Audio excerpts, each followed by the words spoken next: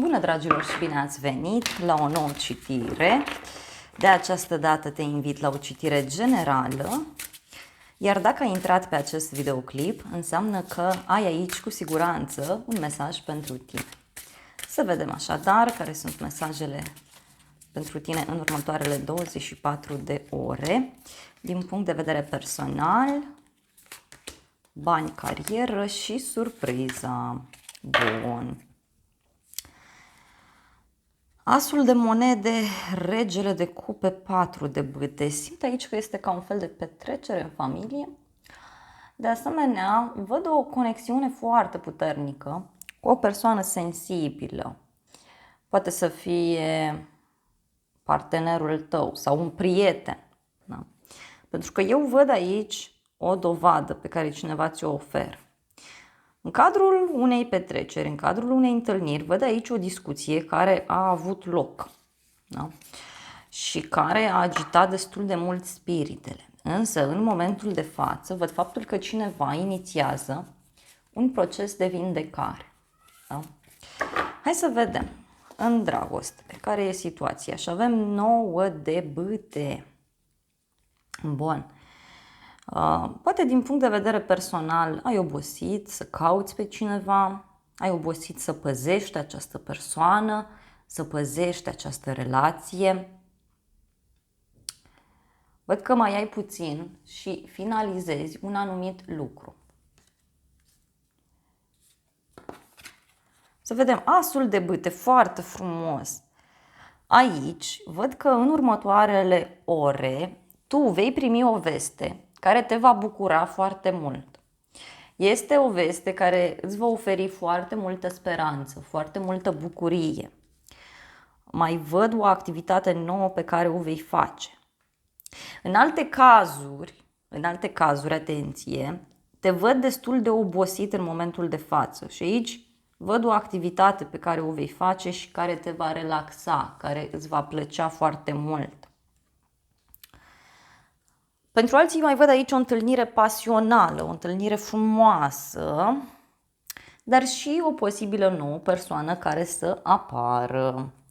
Hai să vedem despre ce este vorba.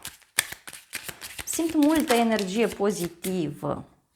Wow, justiția, despre o legătură cu zodia Balanță, un mesaj pe care îl primești, o veste pe care o primești. Dar văd și o decizie importantă pe care tu o iei. Cineva care se află la distanță de tine, mai văd aici, și care îți va scrie un mesaj.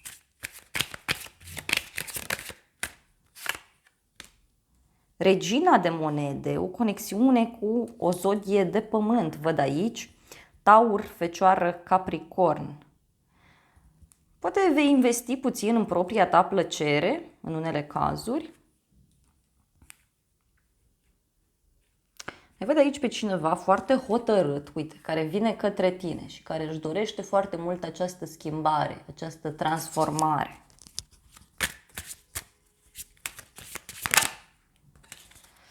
Luna, conexiune cu o zodie de apă, Rac, Pești. Văd aici o întâlnire la o vreme de seară sau o discuție care va avea loc. Văd pe cineva care este pregătit să lupte pentru tine. Unii aici puteți să vă simțiți puțin obosiți și să simțiți nevoia să vă odihniți și poate chiar să vă răsfățați puțin. 9 de cupe, foarte frumos. O legătură pe care o vei avea cu o femeie misterioasă, dulce, intuitivă, sigură pe ea.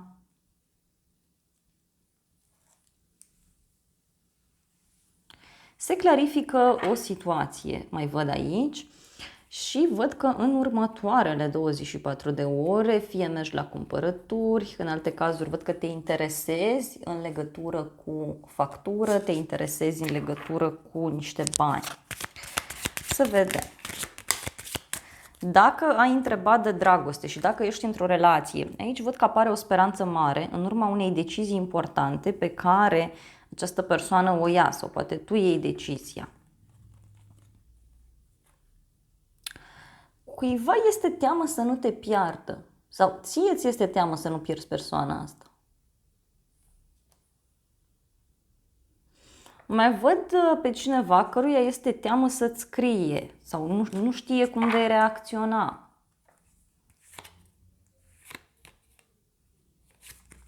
Hai să vedem îngerii ce spun. Îngerii îți spun că este bine să ierți și să înveți și să faci pace cu trecutul, pentru că de acolo vine această oboseală, de acolo vine acea povară. Și îngerii vorbesc despre faptul că această situație s-a încheiat și că este nevoie ca relația să se termine sau este nevoie să-ți iei gândul de la persoana asta. Pentru alții este vorba despre faptul că este nevoie să mergeți la următoarea etapă.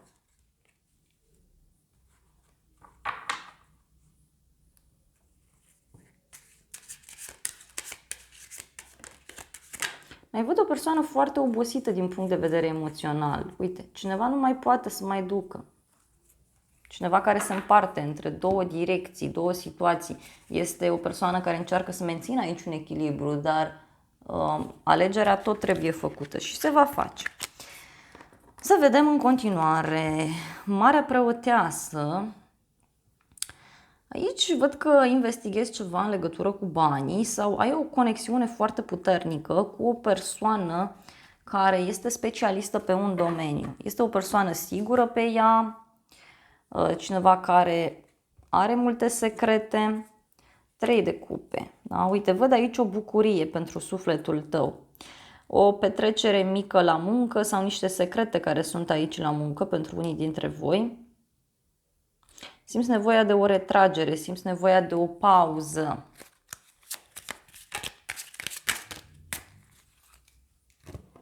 Uite, mergi undeva.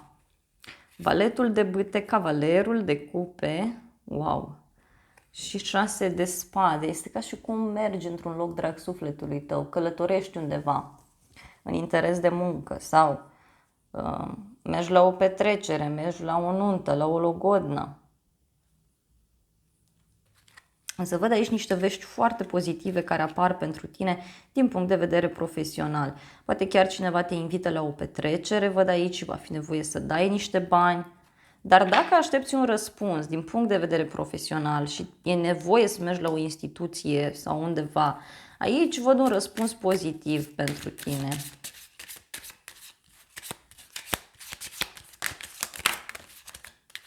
Uite, lumea, care înseamnă succes în acest context, 10 de monede, deci te vei face mult mai cunoscut sau reușești să rezolvi ceva legat de zona străinătății, internet.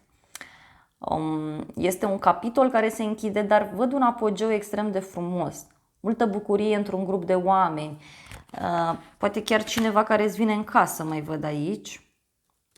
Dacă ești într-o perioadă în care ești liber sau dacă nu lucrezi, primești niște bani. Hai să vedem oracolul ce spune. Deci profesional lucrurile sunt ok.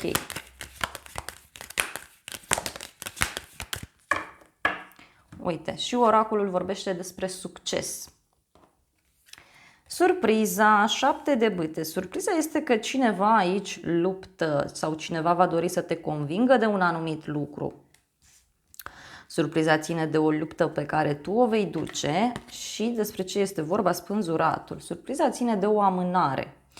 Spânzuratul vorbește despre o legătură cu zodia Pești, dar tot spânzuratul îmi spune mie aici despre un blocaj în care cineva se va afla. Da? Un sacrificiu. Hai să vedem.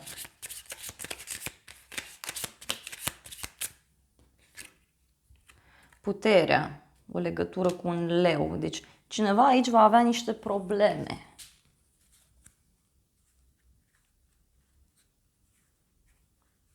Poate niște probleme financiare pe care cineva le are pe neașteptate.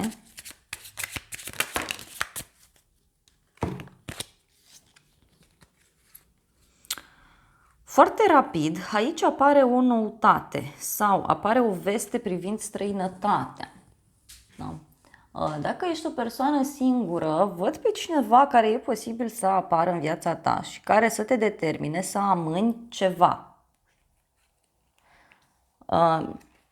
Ce mai văd aici este faptul că o persoană din viața ta va sacrifica ceva tocmai pentru a te ajuta în legătură cu această situație. Este o veste foarte bună pe care o primești aici și care te va surprinde enorm de mult. Uite. Wow.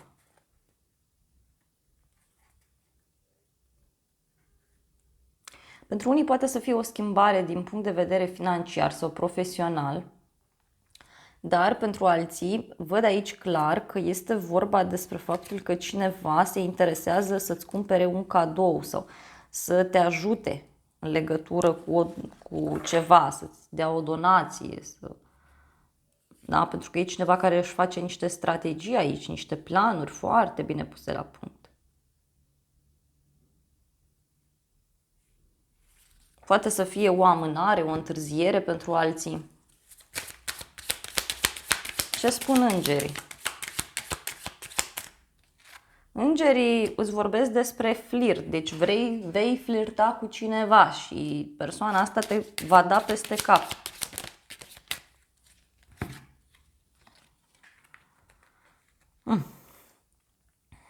Aici văd că urmează să mergi într-o vacanță, urmează să ai o întâlnire cu persoana iubită sau să petreci timp de calitate cu cineva din viața ta. Dar sfatul cărților este să nu controlezi deloc situația, să o lași să curgă într-un mod natural.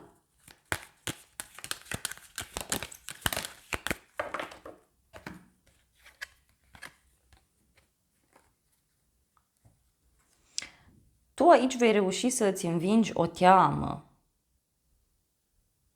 o conexiune, văd, cu o persoană foarte intuitivă, o persoană înțeleaptă, da? Dar și temătoare. Este o persoană foarte influentă, să știi, căreia, uite, poate este teamă să te contacteze. Cineva care face bani. Sau cineva care este stabil financiar. Dragilor, acestea au fost previziunile de această dată. Eu îți mulțumesc pentru atenție, te îmbrățișez cu mare drag. Dacă ai rezonat cu mesajele și dorești o analiză cu mai multe detalii, te invit cu drag și la alte citiri. De asemenea, dacă vrei citiri pe zodii, te invit cu drag și pe celălalt canal de YouTube. Ai link în primul comentariu dacă ești interesat. Ai acolo citiri pentru fiecare zi, pentru fiecare săptămână, pentru toate zodiile și îți doresc să ai parte de o zi sau de o seară cât mai frumoasă.